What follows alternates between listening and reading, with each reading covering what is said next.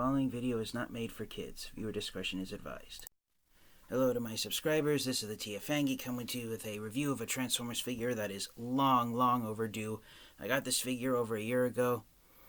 On my birthday last year, and as the title of the video has shown, as revealed, today we are going to be taking a look at the Transformers Kingdom, the crown jewel of the Kingdom line, you can call it. This is the Transformers Kingdom Titan Class Ark. So, Hasbro and Takara Tomy surprised everyone last year when the Kingdom line was launched by announcing that the Ark would be the vehicle mode of the next Titan Class Transformers figure last year during the Kingdom line. And what made it a sought-after figure was not only the fact that it's a decent-sized ice version of the Ark, but it's one of only 3 large-sized versions of the Ark that Hasbro and Takara Tomy have released over the years. And what drove me to get the Ark for my birthday was the revelation that the Ark's robot mode is named after a not-so-well-known Transformers character from the Generation 1 Marvel comic books. The Ark's robot mode is based on the Transformers character known as the Last Autobot. His real name is Autonomous Maximus, and he comes from a apocalyptic future where he, as his name implies, is the very last Autobot to exist in the universe, and he realizes the only hope that he has to survive is to go back in time and change history to prevent the extinction of the Autobots from almost becoming a reality when he dies. So that's who Autonomous Maximus was in the Marvel Comics. I didn't read too much into the story on the Transformers Wikipedia, but essentially he did time travel to the past and did change history, and yeah, it was a very somber story involving him. So it's kind of fitting, since time travel was involved with the story of that character, that Hasbro and Takara Tomy decided to make Autonomous Maximus the Ark's robot mode. Now, this isn't the first time the Ark had a robot mode. It was actually the vehicle mode of the version of Omega Supreme from Transformers Animated, so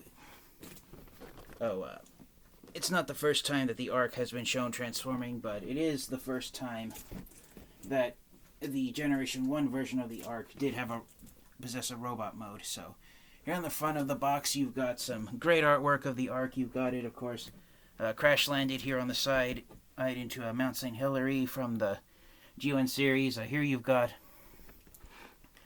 the Ark transformed into robot mode, the Last Autobot, and he's holding Megatron in his hand. And in the time since this figure was released to over a year later, it's now known that in the episode of Transformers Kingdom, the cartoon series released on Netflix, that the Ark does grab Megatron before he falls into the volcano.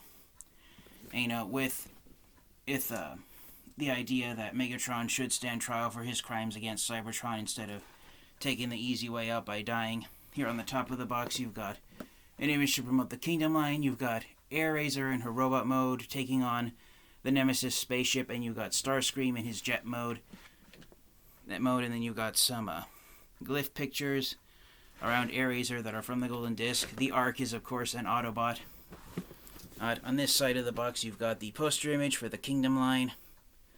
And so that was really great to see. And a lot of Transformers fans and collectors are hoping that today, when I'm recording this video, Hasbro PulseCon 2022 came out, and the Nemesis spaceship was teased again on the poster image for Year 2 of the Legacy line, which is being called Transformers Legacy Evolution. So a lot of Transformers fans and collectors, myself included, are hoping that we will get a Titan Class version of the Nemesis starship that transforms into a robot, just like the Ark here in Kingdom. One thing before I forget to point out, Black Arachnia is falling out of the Nemesis there on the image on the top of the box. And I love how the image of the Last Autobot is so huge that his shoulder actually goes over the edge and is on the top of his shoulder is on the top of the box's artwork, so that's nice to see there.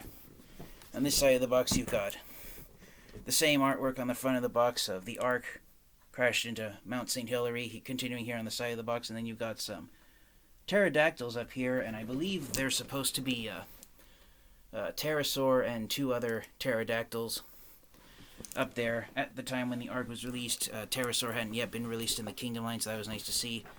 Here on the bottom of the box, you've got some product disclaimers and the barcode. And then here on the back of the box, see if I can move back to try and get it full frame.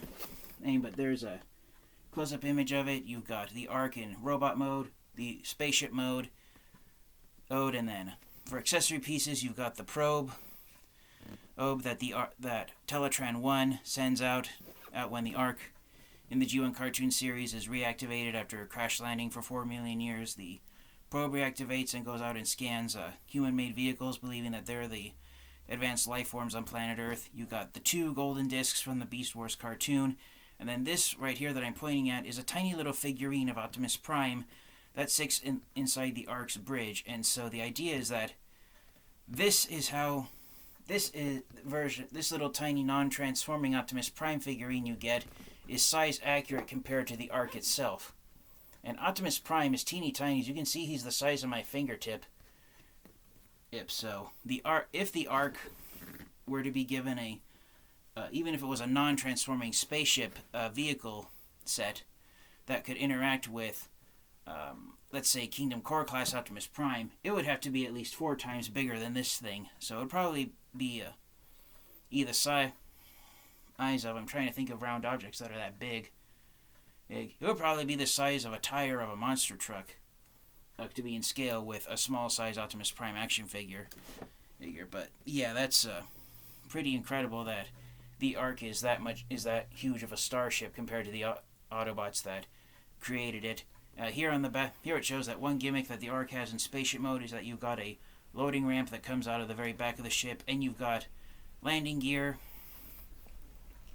Here you've got mainframe, you've got Teletran 1, and just like the Ark's robot mode, the robot mode of Teletran 1 is based off a character from the Transformers G1 Marvel comic books. Teletran 1's robot mode is based off the character of Autobot Mainframe, who served as a computer genius.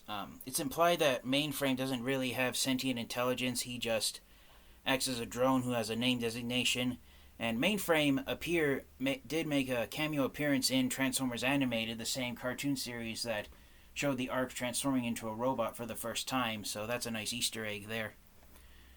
Heir to a Mainframe and a transforming version of the Ark both appearing for the first time in Transformers Animated. In the comic books, Mainframe's paint job was mostly red and bluish gray. And some Transformers fans and collectors have been hoping that maybe Hasbro and Takara Tomy might release a standalone repaint of this Mainframe figure that has his comic book other schemes. The Last Autobot's paint job, it's somewhat accurate to the paint job given here to the Ark. But yeah, Mainframe definitely was a different color scheme than what he was. They just color matched him for Teletran 1. And for those of you wondering what this third mode of Teletran 1 is, this is the mode that you transform Teletran 1 into when you transform the Ark into spaceship mode. And the top of Teletran 1 in that Ark storage compartment mode is what I call it. The top of that is the Ark's bridge, which this Optimus Prime figurine can stand on.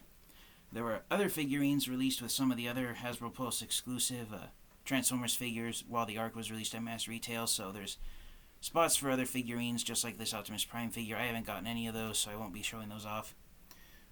But that's the idea, is that in addition to the Ark itself, you also get Teletran 1, and just like the Ark, it transforms into a robot mode. So, lifting the box up to the base, there's a close-up of the Ark spaceship mode, and I'm having to turn the box around so I can read it. The Ark itself transforms from robot mode to spaceship mode in just 26 steps. Teletran 1 transforms from computer mode to Autobot Mainframe in 20 steps, and then it transforms from either of these modes into the Ark storage, the Ark's bridge in just 17 steps, so that's pretty nice to see there. The 2 golden disc figures here you get, one of them was done in a slightly darker shade of gold that was released with the Kingdom version of Pterosaur as an Amazon exclusive. And yeah, overall, I do enjoy how the Ark turned out. One major gripe that collectors have had with the Ark is due to how it transforms and the engine boosters that form the back of the Ark becoming the robot mode legs of the Last Autobot. You end up having this gap here on the sides of the Ark. I personally have never been bothered by those gaps. There are upgrade kits out there that exist to fill those gaps if you don't want to look at them, but I personally have never been bothered by it. As much as I don't want as much as I don't want to, I am going to make this a multi-part review just to try and keep the videos as short as possible. So, in part two, we will take a look at Mainframe and Teletran 1 and the accessory pieces, and then hopefully in part 3 we can get to the Ark itself. I don't know if I'll separate the Ark's spaceship mode and robot mode into 2 separate parts, but I pretty much said all there is to say about Autonomous Maximus, a.k.a. the Last Autobot, and also Mainframe. So yes, this has been part 1 of my review of the Transformers Kingdom Titan Class Ark, which is the box that it comes in. Stay tuned for part 2 when we unbox it and take a look at Mainframe. And then in part 3 we will end with looking at the Ark itself. So thank you to all my subscribers for your continued support. This is a kind of a bittersweet moment for me because the Ark is the last Transformers figure under the Kingdom name that I'm unboxing and reviewing. So I'm happy to finally get around to reviewing it, but it's kind of a bittersweet moment that now that I'm getting the review of the Ark done, I will be done with the Kingdom line, even though there's figures being released in the Legacy line that are designed to interact with Kingdom figures. It's still a bittersweet moment to know that Kingdom finally is over with the review of the Ark being completed.